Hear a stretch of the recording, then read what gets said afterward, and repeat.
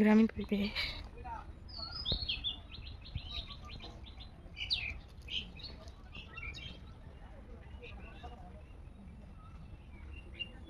ঠিকঠাক মতো সবাই কাজ করো, না হলে কিন্তু আজকে ভাত পাবে না, ঠিক আছে? সবাই ঠিকঠাক মতো কাজ করো, তাহলে আজকে তোমাদের কপালে ভাত জুটবে, না হলে কিন্তু ভাত জুটবে না।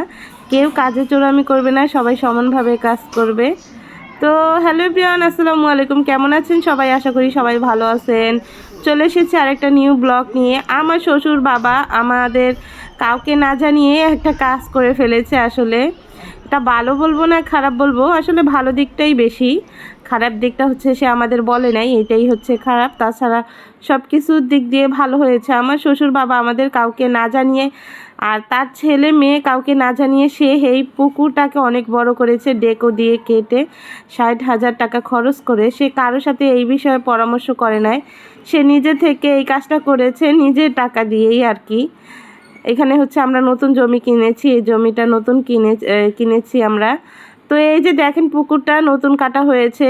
এখানে হচ্ছে ছোট পুকুর ছিল, সেখানে মাছ চাষ করতো। এখন মানে চিন্তা ভাবনা করেছে যে বড় করে সে মাছ চাষ করবে, এই কারণে ডেকো দিয়ে সেই ঈদের আগেই হচ্ছে পুকুরটা কাটিয়েছে। এখানে আমাদের অনেকগুলো গাছও কেটে গেছে। এখানে লিচু গাছ ছিল আমাদের, গত বছর গাছে লিচু হয়েছে, সেই লিচু গাছগুলো কেটে ফেলা হয়েছে। আরও অনেক গাছ কেটে ফেলা হয়েছে। আসলে এই যে জমিটা আমরা নতুন কিনেছি, এখানে অন্য মানুষ থাকতো, তারা চলে গেছে যেহেতু, তো আমাদের বাড়ির সাথে যেহেতু, তো জমিটা আমাকে কিনতে হবে। তো এই জমিটা আমরাই কিনেছি। তো আমার বাবা যে এই কাজ করেছে, আমার ভাসুর হচ্ছে থাকে শহরে, এখানেই ঈশ্বরগঞ্জ, একটু দূরে, আধা ঘন্টা লাগে। সে আমার ভাসুরও জানে না যে আসলে বাবা এত বড় একটা ডিসিশন নিছে কাউকে না জানিয়ে। যাই হোক, যেহেতু করে ফেলেছে কাজ, এখন আর কিছু করার নাই, ভালোর জন্যই করেছে। তো এখন হচ্ছে মাটিগুলো এক সাইড করে সমান করে রেখেছে, কিন্তু কিছু মাটি হচ্ছে আমাদের ঘরের সাইডেই রাখা হয়েছে ভিড় করে। এখন এই মাটিগুলো সমান করে দিতেছে, কারণ এই জায়গাটা একটু নিচু, তো এই কারণে বাবা বলেছে যে এই জায়গাটা যেহেতু নিচু আছে, এইখানে মাটিগুলো সমানভাবে পেশ করে দিলে হবে কি, জায়গাটা সমান হবে। যেহেতু পুকুর বড় করেছে, এই জায়গাটা একটা সৌন্দর্যেরও ব্যাপার আছে, এই জায়গাটা হচ্ছে নিচু আছে, এই কারণে বাবা এই কাজটা করেছে। যেহেতু ঈদের সময় এখন মানুষ পাওয়া যাবে না কাজের, আর যদি কোনো রকম বৃষ্টি চলে আসে তাহলে কিন্তু মাটিগুলো সব হচ্ছে পুকুরেই চলে যাবে।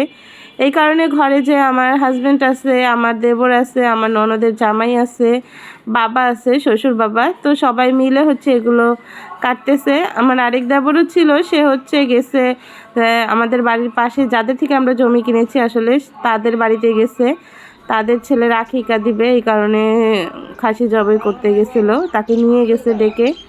তো এই যে দেখেন মাটিটা কিন্তু সমান করে দিয়েছে, খুব সুন্দর করে সমান করে দিয়েছে।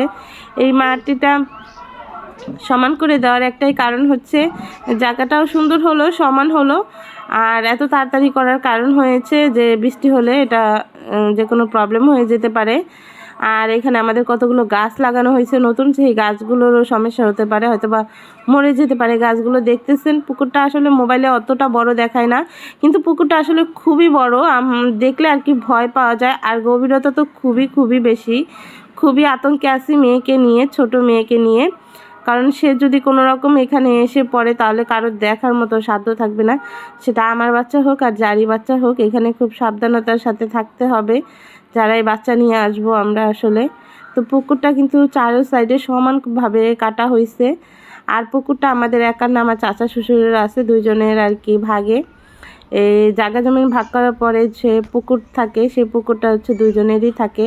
আর এই সাইডে সমস্ত জমি কিন্তু আমাদের। এই জমিতে ধান লাগানো হয়েছে, তো ধান কিন্তু আমরা লাগাইনি, আমাদের জমি দেওয়া আছে, যারা ধান লাগাবে তারা অর্ধেক নিবে, আমাদেরকে অর্ধেক দিবে।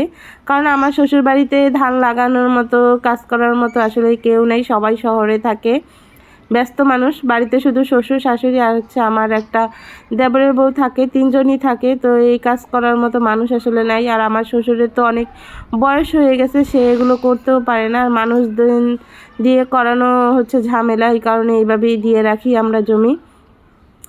সাইডে হচ্ছে আমাদের চাচা শ্বশুরের বাড়ি, আর এখানে কিন্তু প্রচুর গাছ দেখবেন। আর সাইডে হচ্ছে সব জায়গায় হচ্ছে ধান লাগানো এখন বর্তমানে, এখন ধানের সিজন নাকি, এই কারণে ধান লাগাইছে মানুষ সবাই। এখানে আম গাছ আছে, জাম গাছ আছে, কাঁঠাল গাছ আছে, অনেক গাছ আছে। আসলে দেশের প্রকৃতির মাঝে আসলে না সব কিছুই ভালো লাগে আসলে। আর এখন হচ্ছে কুয়াশা কুয়াশা ভাব আছে, এখনও গরমকাল, তারপরে একটা কুয়াশা কুয়াশা ভাব আছে। গ্রামে আসলে খাবারে শান্তি, থাকতে শান্তি, সব কিছুতে শান্তি। দিনে যেরকম হোক না হোক, রাতে কিন্তু খুবই ঠান্ডা লাগে গ্রামে, এমনি আর কি গরম লাগে, কিন্তু রাত হলেই কেমন যেন শীত শীত একটা ভাব চলে আসে। আর শহরে হচ্ছে দিনে যেরকম গরম, রাতে হচ্ছে আরো বেশি গরম থাকে।